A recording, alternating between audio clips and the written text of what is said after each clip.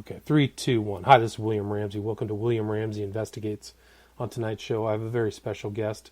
I'm really delighted that he agreed to tell his story. His name is Michael Shemwell, and he operates the Shunned podcast and also the website thisjwlife.com.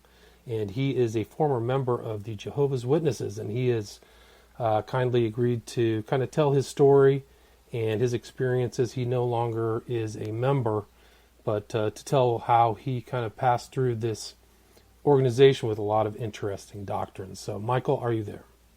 Yes, sure am. Glad to be here. Thank you. Awesome. Thank you very much. Thank you very much for being here. So, maybe what we can do to just get started is talk a little bit about your background and your experiences in Jehovah's Witnesses. We might abbreviate that to JW, JW, but Jehovah's Witnesses. So, if you could just tell a little bit about yourself, that'd be great.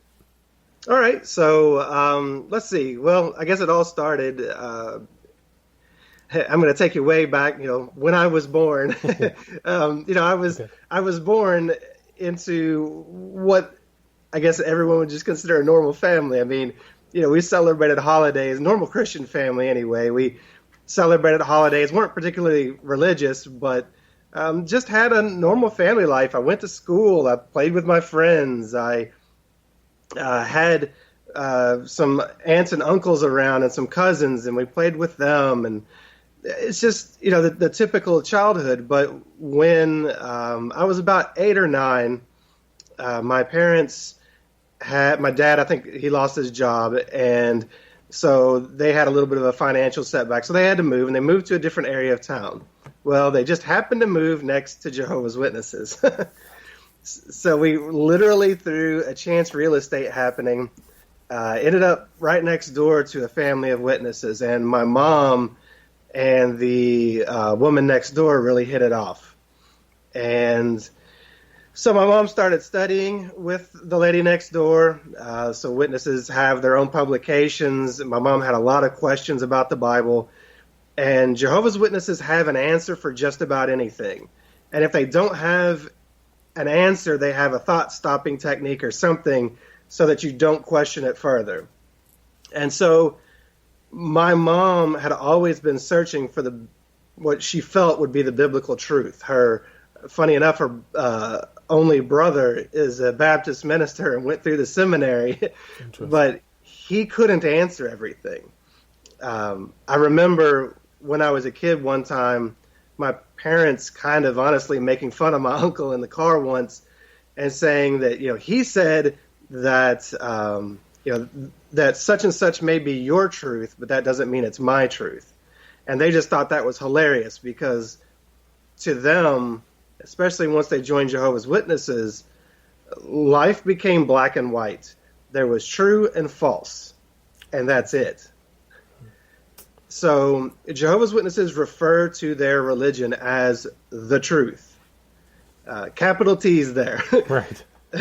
There's no doubt about it. They have the truth. And by doing that and by conversing in such a way as to say, so when did you get the truth, or how did you come into the truth?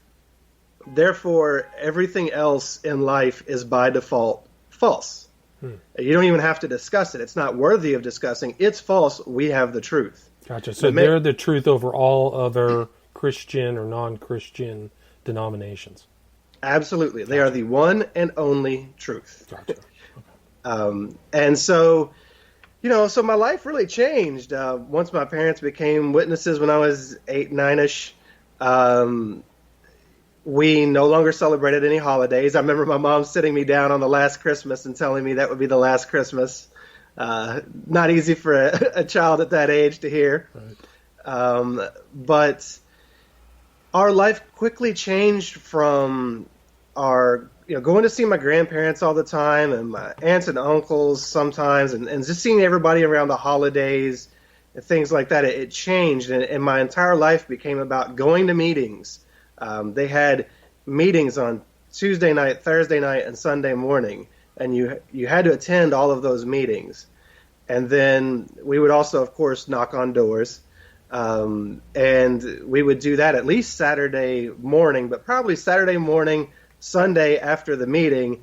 And then sometimes, even as a kid, my parents would sign up for special campaigns to go knock on doors for a certain amount of hours. And I remember we'd get dragged out after school. You go to school all day, come home, and go from 6 to 8 or 8:30 knocking on doors. So did that start right away, right when you were 8 or 9? It started pretty young. The knocking. I mean, all that's the meetings and the knocking on doors started right away. Gotcha. Absolutely. I can't remember exactly how I was when my parents were doing a lot of what was called pioneering and going out and doing a certain number of hours. But I mean, I was 11, 12 maybe. Very young, yeah, I would say. Yeah, very young, very young. You're forced as a child to be different. The only people that you're really supposed to have as friends are people within the organization. It doesn't mean that there aren't Jehovah's Witnesses that have friends outside of it, but technically you're warned against having friends on the outside because they might do something that could cause you to deviate from the faith or might influence you in some way. And if you do that, then you lose all hope of salvation because remember, this is the one and only truth. Right. So there's a lot of fear there Right. that's instilled of the world around you. It's not just that. The group itself has a very limited number of people who are going to heaven, is my understanding. Right? Is that 144? Is that a truth within JWs that only a few people are going to make it to this kind of chosen post-Armageddon phase? Okay, here's the difference you're going to have to understand between Jehovah's Witnesses and most of Christianity. Jehovah's Witnesses believe that the Garden of Eden, that the whole Adam and Eve story, that was God's intent.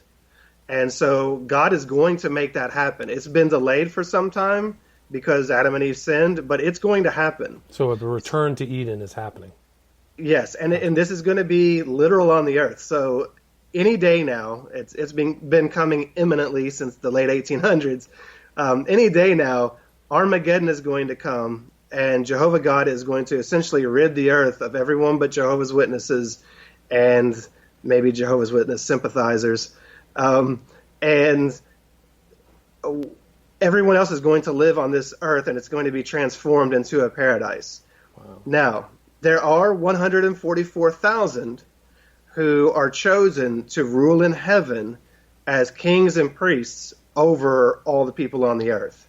So they are going to go to heaven and rule with Christ Jesus over the earth, which will be basically composed of Jehovah's Witnesses. Jehovah's Witnesses. So they'll be the ruling class within the Jehovah's Witnesses will be the 144. Yeah, 144,000 taken from Revelation.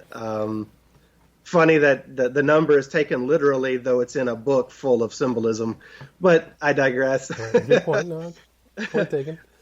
So there is the 144,000. They will rule. How do you know you're a member of the 144,000? You just know. You just know. Gotcha.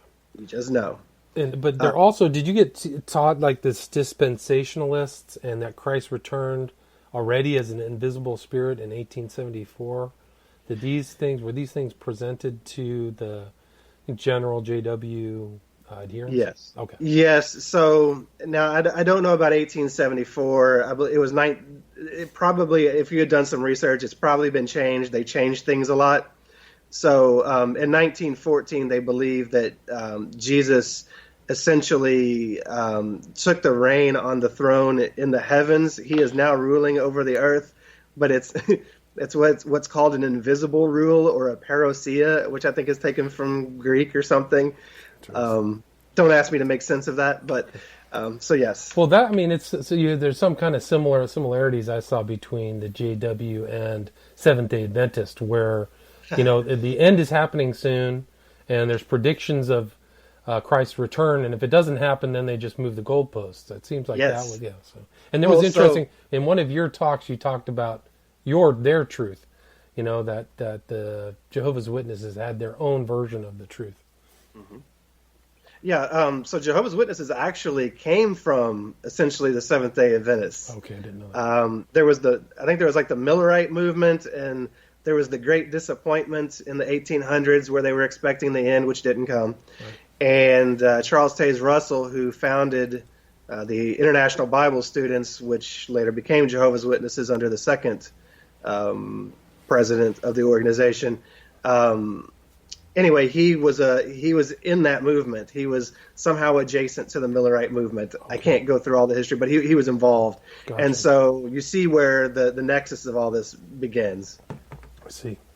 Yeah, so I mean, and so some of these doctrines and these, you had said in one of your talks, like you were spending 50 hours a month pioneering. Does that sound right? Oh, yes. Everything gets real in the organization when you get baptized. When you get dunked underwater, then you are an official Jehovah's Witness, and at that point, everything is real. In other words, the threat of shunning, the so-called privileges of going out and knocking on doors so you could sign up to be what was called an auxiliary pioneer, and so I would go out. I was baptized at 14.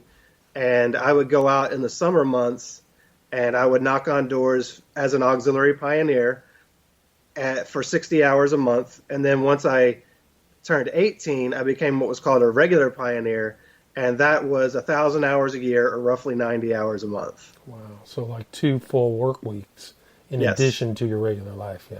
Absolutely. Well, there's not much of a regular life. Life is pretty much being one of Jehovah's Witnesses. Right. So you're really, I mean, and some of the stories I'd heard, you and your wife have also gone through this experience too. So you reference her often, but the dedication was incredible, really incredible dedication.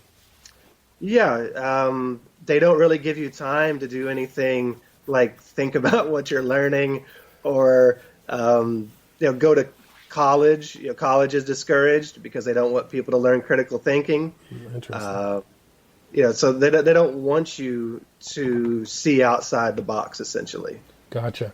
And I mean, it's just like the time. So, but the other thing is that the Jehovah's Witnesses have a lot of their own literature, their own internal literature that they hand out, but also make their adherents read and listen to, different than kind of standard Bible teachings. Would you agree with that?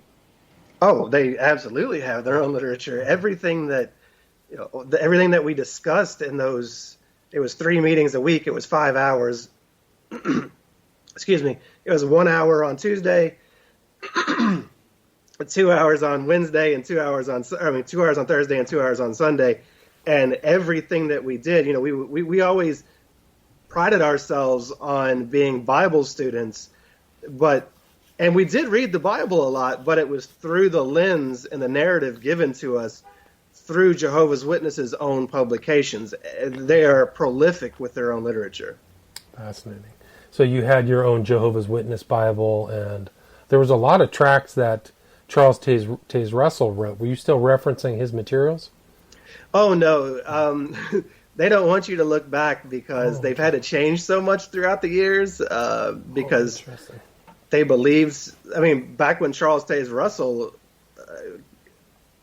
was was leading the organization, let's say, they celebrated holidays. You were allowed to smoke cigarettes.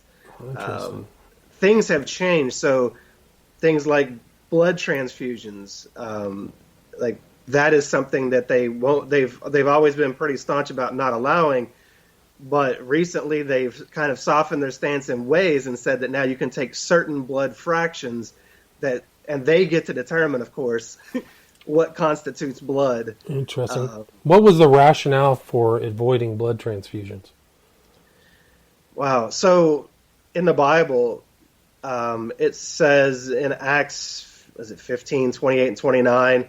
So Paul is talking to the people there. And if you read the context, it seems like he's mitigating a dispute between the Jews and the Gentiles of the time. And in one of the verses, he says to abstain from blood. Right. That's right. And because these are people who literally ate blood, and then it was offending the other group, and that's what he was talking about. And he was just basically saying, hey, everybody knock it off and get along. But they took that abstinence from taking in blood to mean even medicinally, even though it's not the same as eating blood. Right, and that goes back to the Old Testament Jewish prohibition on eating uncooked animals. But right. Yeah, so that was it. So, and there's been like a number of Jehovah's Witnesses who've died because of their religious faith. Yeah. Oh, thousands. and it happens a lot. Unfortunately, when you hear about it, a lot of times it's during childbirth because women sometimes lose a lot of blood during that, and so here you have a brand new mother and father, and the mother's not there because she died a martyr for the cult and refused to take blood. So you reference the Jehovah's Witnesses as a cult. When did that position change from where you were a adherent to this position, this newer position? So it's funny. When I was younger, people would tell me I was in a cult, right? And I would staunchly defend that. We're not a cult. There's no one man at the top. And, it's not like we worship some man. We worship Jehovah God. And so those were the reasons that we were given those reasons, which is even more culty. We were told from the platform why we weren't a cult and what to say, essentially. Interesting. So they had the response, like Scientology. Yes. It's like Scientology or something. Yeah, absolutely. So, honestly, once I left the organization, it took me a little while to use the term cult. And the reason really is more personal because nobody wants to admit they were in a cult. Nobody wants to feel like they were tricked or it's kind of a shot to the ego, I guess, a little bit. It's just not easy to use the C word. Cult is a hard word to say. Yeah, right. It is a strong word. But when I started doing research into cult models, Stephen Hassan, being a cult expert, has described the bite model.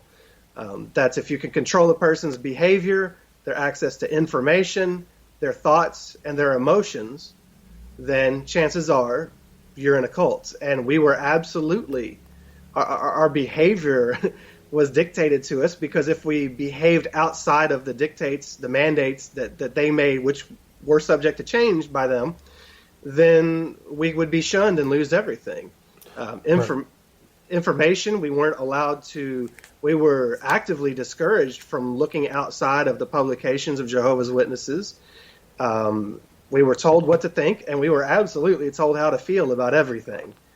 It's interesting. So like you are hanging out also in this same kind of smaller group. The total members worldwide are like 8 million, but I can't imagine in every state or city that there's this large grouping of people. So you're seeing the same people all the time, right? Right, absolutely. The congregations I was in, 100 to 120 people. Gotcha. Maybe you can also explain when you also talked about the Fogg culture as well, in addition to the bite model. Yeah, Fogg is another model that's used at times, fear, obligation, and guilt. And we lived in fear. We lived in fear of this coming Armageddon. So, I mean, it wasn't just, it was going to be doomsday for everybody on the outside, but we were terrified. What if you slipped up and did something that could get you shunned, committed some moral failing on the day before Armageddon? There's no forgiveness. You're going to be killed, everlasting death. So there's no hope. So you're in fear for your own life. You're afraid of the people around you, that they're even within the congregation, that there might be a bad apple in there that might spoil the whole bunch and that might tempt you to do something wrong. So there's a big culture in there, a fear of everything.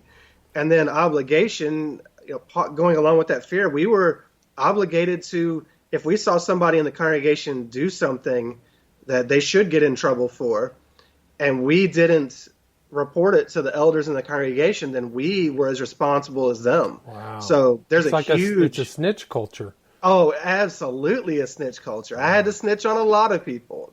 And I mean, I did it because not only was I afraid, I didn't want to be implicated, but also we were taught that snitching was loving, that we were going to help this man or woman be readjusted so that they could stand firm in the faith and have everlasting life. So people were being brought before the man, like these 3-man panels or large panels to confess their errors, right?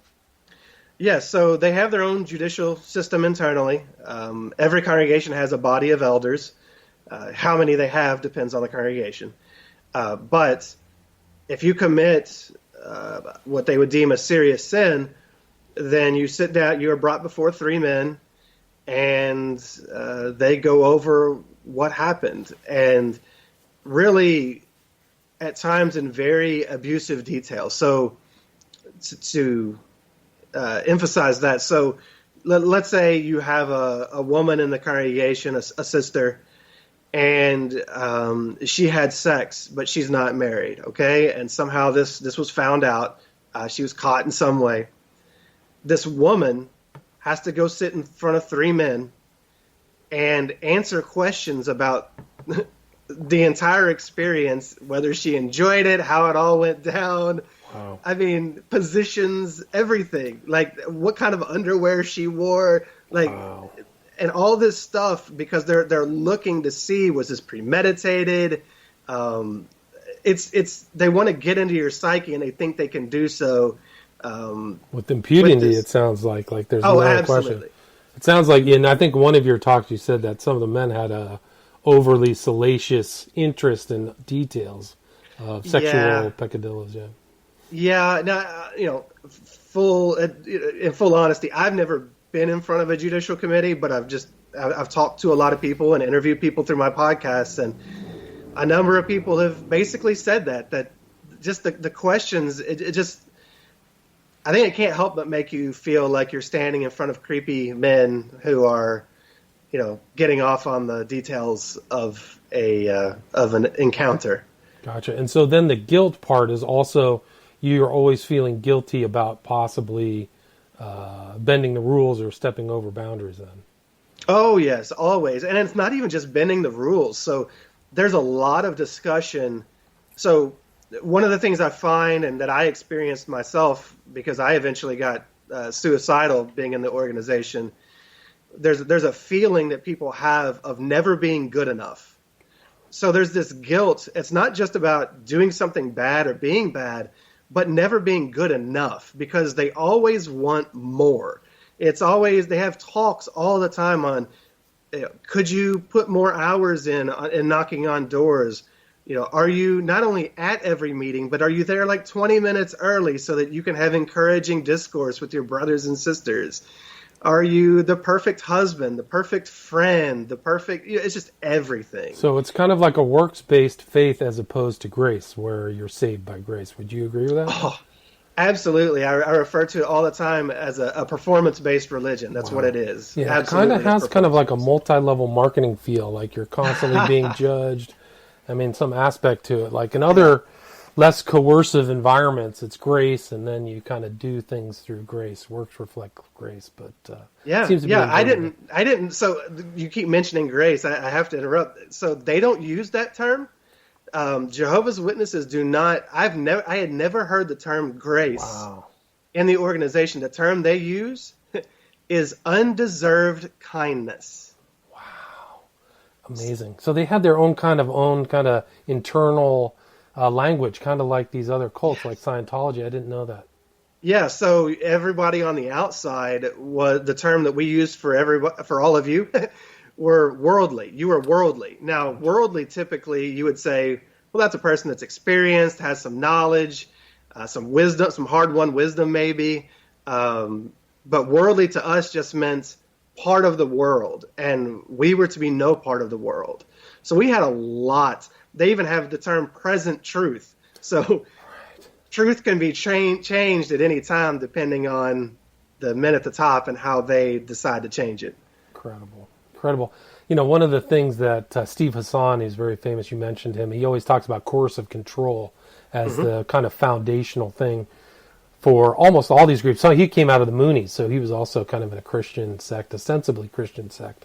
But you don't see it sometimes externally. You don't see this coercion. You don't see the kind of control. But man, when you're saying that, that's the phrase that comes to mind when you're talking about. Yeah. So there was a man. So the organization at this point doesn't have an individual head. It started with Charles Taze Russell, then Joseph Rutherford, and it went through some different men, and then now they have a governing body. So at this moment in time, there are 8 men on it. But there was a man named Ray Franz, and Ray Franz reached the top. Okay, he got to the pinnacle. He became one of the governing body. Gotcha. And he left. And he wrote a book called Crisis of Conscience. And in that book, he details meetings that he had with some of the other governing body members. And so that question of control came up. And I thought it interesting, a point that stood out to me from the book was that the other governing body members, their attitude was essentially, well, what will these people do if we let them make their own decisions? Wow. We can't let these people go on their own instincts because they're just, it's going to be chaos. It's going to be bedlam. And so that's the attitude which they have. Remarkable. That's amazing. And like the other thing is like this, the religion itself kind of went through these different permutations. The whole term Jehovah's Witness did not get applied until 1931. Is that correct? So it's fairly recent. So it didn't come from the beginning. And it's also another unusual aspect is the focus upon Jehovah while saying you're a Christian church. So you're focusing on God, the God, creator God. Yeah, it's just really it's different. The ideology or doctrines are different. Yeah, there's sometimes people will go through different talks or publications, and they'll just for fun, they'll count how many times Jehovah was said versus how many times Jesus or Christ was said, and it's completely Jehovah focused. So they had a book called The Greatest Man Who Ever Lived, and that book was about Jesus Christ, but it was one book, and that's the only book that I can think of that they ever really had, off the top of my head anyway, that was focused on Jesus Christ. Wow. And when people sometimes on the outside would question us, well, you all aren't Christian, we would, or you all don't even believe. Sometimes people say you all don't even believe in Jesus. We were actually told to point toward, well, look, we even have this book Gotcha. about Jesus. Interesting. Yeah. So you include kind of a book list of reading. I think it was on your website of suggested reading. But when you talk about this guy Ray Franz, how many people kind of either experience burnout or question the faith and leave? Are you part of a smaller group? It seemed like when I was doing my research, there's a significant number of ex-JWs. Okay, so there are a few ways to leave, and I'll lay those out for you real quick. Okay.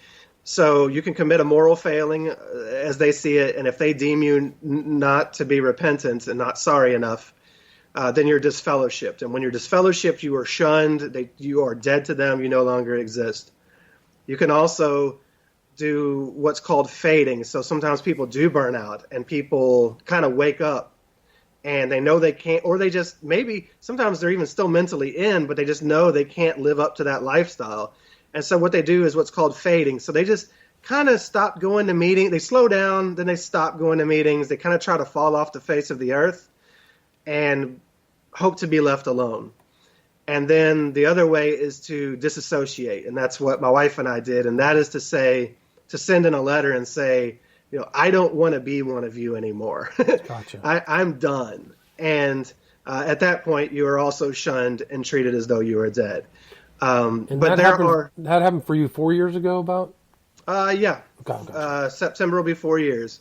So there are, at least back in the day, the statistic that was given, and I think it was even given by Jehovah's Witnesses, was that approximately, I think 70,000 a year were disfellowshipped. So those are that's only the people that were disfellowshipped. There are a lot of people who leave on their own terms or fade.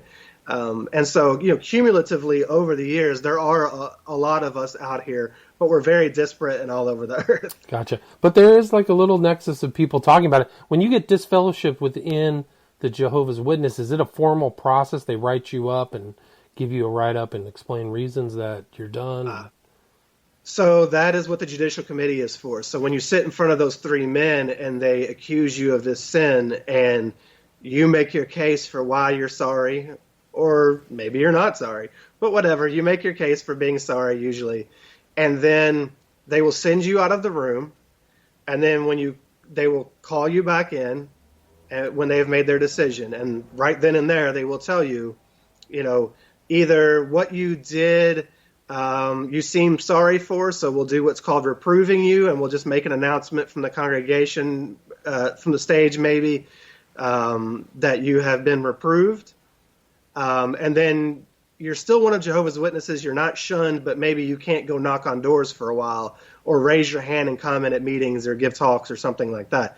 But if they determine that you're disfellowshipped, you have 7 days to appeal. And now that that appeal isn't that you can appeal the decision itself, really. You're basically you can appeal. It is taken to another congregation, and they just look over the paperwork basically and make sure that that the elders that you saw were doing things by the book. Gotcha. They have a book. Gotcha. They have a secret book. Right. So then when you disassociated, what was the kind of culture shock or the kind of changes that you made, to not really take part in the Jehovah's Witnesses anymore? So for my wife and I, really, it was a process. It wasn't sudden. In 2008, I got so depressed, and that whole, not ever feeling good enough, that I became suicidal. Not that I wanted to die, but I didn't see much of a point in living because I couldn't live up to these standards. So my prospects of everlasting life, of this hope that had always been held out before me, those probably weren't going to be in my future. And I didn't really understand myself and why I couldn't live up to all the things they wanted from me. It's a very perfectionistic culture, and it breeds perfectionism. And I became a rabid perfectionist. And if you can't live up to that perfection, then you just feel like garbage about yourself. And they kind of intimate that on levels. But so I started reading books about mental disorders and listening to podcasts as well. Podcasts are big for me. So I listened to podcasts about mental disorders. I read books on happiness and emotional abuse and narcissism. And just as I worked through all this, getting more mentally and emotionally healthy, I could start to see the environment of the cult as being extremely toxic. And the more and more I started to see that, I had this lead time. So from 2008 until 2015, when we officially disassociated, we had all those years where we were waking up and we were starting to see life through fresh perspectives. So it wasn't sudden. So people when they're disfellowshipped, a lot of times it's just boom, gotcha. You're gone, right. and everything, and you've got a whole different life. For us, we were slowly building a new life and didn't even know that's what we were doing. Interesting. So you didn't have a shock, or it wasn't something that was a super, orderly break. You knew what was happening. It was interesting. There's an article about you, I believe, in the Louisville paper where you Insider Louisville. Oh, gotcha. Insider Louisville, and it was where you were saying that both you and your wife were having the same misgivings or concerns, but not communicating. So then you finally started talking. It's like, wow, yeah. So because actually bringing up my misgivings to her, because I'm the first one to do so, was a dangerous thing, because she was technically supposed to turn me in to the elders, to quote save me, but she, although it took her a little while to come around, she at least trusted me to know that I would not have been saying. She knew that what I was saying was right, and she knew that I would not have said it for no reason. We have a very close relationship. We actually, not only have we been married now for almost 20 years, but we even work together almost every day in our cleaning business. So, yeah, she knew that she could trust me. One of the interesting things about Jehovah's Witnesses is, like in a lot of these other cults, you have this overarching kind of leader who set up the cult, whether it's present-day Nexium, Moonies, L. Ron Hubbard. But one of the things about the Jehovah's Witnesses is, like, it just kind of built up over time, these coercion and the strictures of the belongers. Would you agree with that, or do you think that there's one person who really, like, I'm really going to get these people nailed in or dialed into this. So Scientology has their David Miscavige for their L. Ron Hubbard, right? Right. The second guy comes in and things start to get ratcheted up a little bit, maybe. Mm-hmm. Same with Jehovah's Witnesses. There was Charles Taze Russell, who was he started the International Bible Students, and you could be any religion and come to those meetings and discuss the Bible, and there wasn't a lot of rigid dogma, though they were still kind of looking toward dates. But Joseph Rutherford was the David Miscavige. Gotcha. Joseph Rutherford. So when Russell died, there was actually a will that outlined a succession plan, and Rutherford basically, in a coup, took over everything, and he didn't like that Russell got attention. So for instance, he banned beards because Russell had a beard. Wow. And so he started differentiating. I think it was him who came up with the Jehovah's Witnesses name, and a lot of, I think the holidays went because of it. So he kind of started this path, as far as I know historically. I obviously wasn't there, but he seemed to have been the guy who started the path that made it turn really more and more ugly. Fascinating. Yeah, that's remarkable. So what have you tried to adapt to the opportunity cost, 50 hours a week out there is a lot of opening you to a lot of free time. I mean, you basically broke the bite model by looking at information before you left in 2015, but are you still reading, or what are your kind of present day? I know the podcast Shunned, you're working on that, but what else have you realized or experienced? So, at first, my wife and I, we like to kind of have, at a point, we realized we kind of like to have a theme for a year, kind of a focus, often kind of a self-help type thing or something that we need to work on in life. And when we left, we had the year of adventure. So we just took a year, and it's not like we went crazy. We went to some concerts. We hiked a lot. We went to ball games. We traveled a little bit. But we just kind of went out and experienced life. And it was really fun to be able to do so. Then the year after that, we deemed our year of relationships. So essentially, because, when you leave, you don't necessarily have friends. So our first friends, like I said, we have a cleaning business and we clean houses and have done so for all these years. And our cleaning clients became our first friends. Interesting. We go to their houses for Thanksgiving and Christmas. They've adopted us into their families. It's a really tremendously beautiful experience. That's great. And so now, we've got all these friends and we've got a more well-rounded life. And I'm spending a lot of time now. So at first I did the This JW Life podcast. That's when I told my personal story. Then now I'm doing the Shunned podcast, where I help other people to tell their stories. And not just ex-witnesses. There's ex-Mennonite, Amish, FLDS, lots of different groups. And then I've become a certified life coach, so now I have a Facebook group, and I kind of help coach people through their problems, and I actually do individual coaching and paid group coaching, and I just really focused on trying to because I know what it's like to be in that dark place, and I have learned so much through the years and taken away so many hard-won lessons and rebuilt a life for myself that is honestly fantastic. So I want to help other people do that. What's the name of that Facebook group?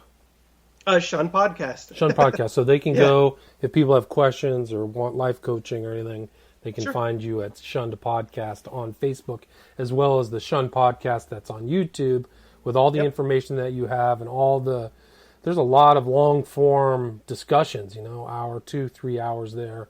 And then I also listened to your preliminary podcast, which was This JW Life, THISJWLIFE.com, where you talk about just the basics of Jehovah's Witnesses.